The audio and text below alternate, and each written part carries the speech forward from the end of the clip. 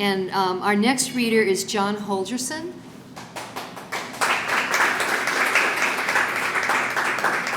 Thank you, Miriam, and congratulations to the Hometown Poet Laureates for putting together the festival, and also to all the different venues that are hosting the festival. My name is John Holgerson, and I am a writer. And whenever I stand up and say that, I feel like I'm at an Alcoholics Anonymous meeting. Louder, please. Okay. My name is John Holgerson, and I am a writer. I've written 3 books of poetry, Broken Borders, which was published in 2012, Unnecessary Tattoo, and Other Stains on a Stainless Steel Heart, which was a chapbook published in 2016, and in 2021, Convictions of the Heart. I'm reading poems tonight from the second book, Unnecessary Tattoo, and Other Stains on the Stainless Steel Heart. The title poem, Unnecessary Tattoo, is somewhat of an ekphrastic poem. I was in the bar of a Mexican restaurant with some friends, and a young lady was talking about the fact that she had received a gift certificate for her birthday, and the gift certificate was for a tattoo. She didn't have any other tattoos, and so I asked her, well, have you given any thought to the design that you're going to get? She took out a pen, and on a napkin at the table, she drew a design that this poem hopefully describes. It's my understanding that a lot of great ideas have come about as the result of conversations held in Mexican restaurants, the bars of Mexican restaurants, and I certainly hope that this is one of them. Unnecessary Tattoo.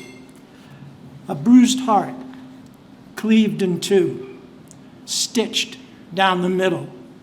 No mystery or enigma here, no obscure or secret riddle. It's there, behind your eyes. It's the catch in your voice at the mention of star-crossed lovers or the vagaries of choice. It can be seen in the ashes of the cigarettes you snuff out, the lingering sparks of memory in your holy grail of doubt.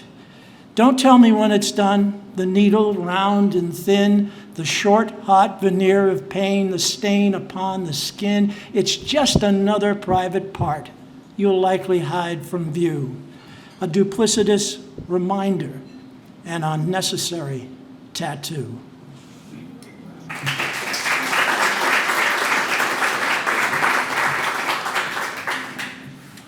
This next poem I read for the first time at a venue down in Falmouth called Calliope. And with me at that reading was Danielle Legros-Georges, who was, at the time, the City of Boston Poet Laureate. And when I finished reading this poem, she told me in one word of criticism, that was a wicked poem. And I have no idea if she meant that in the Bostonian sense of awesome, or whether she meant that in the more traditional sense of wicked. So I'll read the poem and I'll leave you all to judge. It's called Book of Desire. I hear you want to erase the chapters you can't forget, dissolve our past embraces in the acrid acid of false regret. I know you'd wish you'd never shared the secrets that you did, the ones that made us cry, the ones you kept so well hid, among the texts on your cell phone and the pictures that you sent to those whom you admired, who paid your beauty testament. It doesn't matter how often you hit the worried word delete. Our history has been etched on the hard drive by time in human heat. So put your hand in mine now. I'll accept any apology that's sweet, and we can write new chapters in a book that never was complete.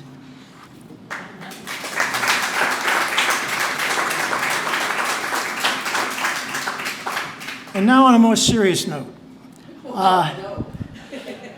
In 2015, I spent 3 months on a Greek island away from my wife, and I wrote this poem for her at that time. It's called Ubiquity, for Robin.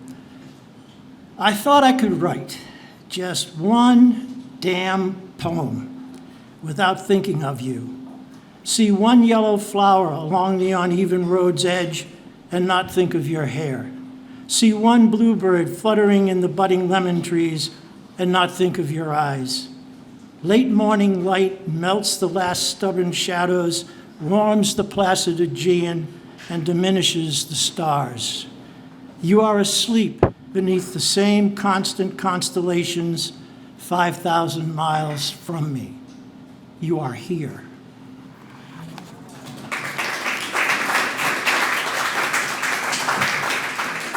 So I have two short poems to finish. This one I wrote when I was 22, just yesterday. It's called Lament. Before I left, I wanted to trace the profile of your face with my finger, brush your curtain hair with a seashell comb, the way atavistic artists prepare portraits, the way the blind see to remember. And as Miriam has already mentioned, William Butler Yeats' birthday is the 13th. And this is one of my favorite poems. Supposedly, it's one of the last poems that he wrote.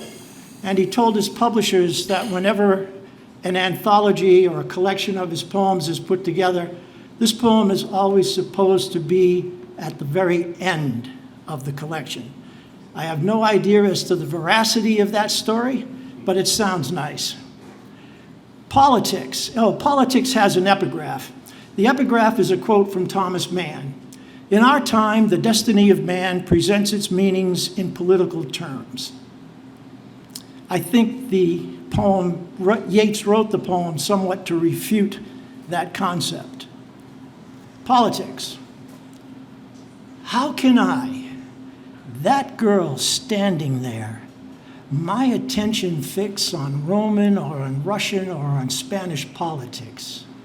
Yet here's a traveled man that knows what he talks about, and there's a politician that has both read and thought. And maybe what they say is true of war and war's alarms. But oh, that I were young again and held her in my arms. Thank you.